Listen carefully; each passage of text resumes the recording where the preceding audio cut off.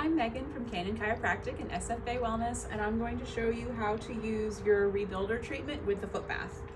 So each foot bath should come with a little pamphlet that has instructions in it.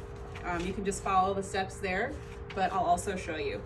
So first you want to take your electrolyte conductive spray, take off the cap, unscrew the top here, and fill halfway, and you'll put half in one side of the bucket and half in the other.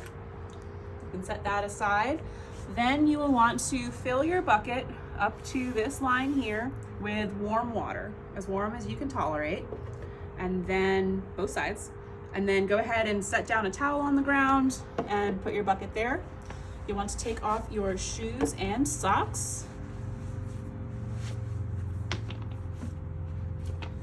And pull your pants up so that you don't get them wet. Then you will take your rebuilder and the cable. One side is a little bit flat, so go ahead and plug that into the top. You may have to kind of give it a wiggle, force it in there.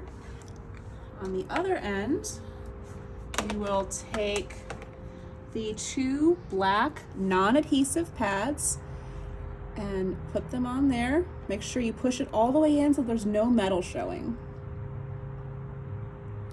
Again, you may have to give them a little twist to get them in there. Next, you will drop these so that there's one in each side of your foot bath. And then go ahead and put your feet in. Then you'll take this, turn the dial clockwise until the green light turns on. Go ahead and turn it up until you feel some sensation in your toes, kind of tingly. Leave it there for a little bit so you get used to it, and then go ahead and turn it up to your tolerance. You'll want to feel the muscles in your calves become engaged as well. Not so strong that you're getting a Charlie horse or any kind of cramping, but leave it there and it'll turn off after 30 minutes. So this green light will turn off. It has an automatic timer built in. When you're done, go ahead and turn that back to the off position.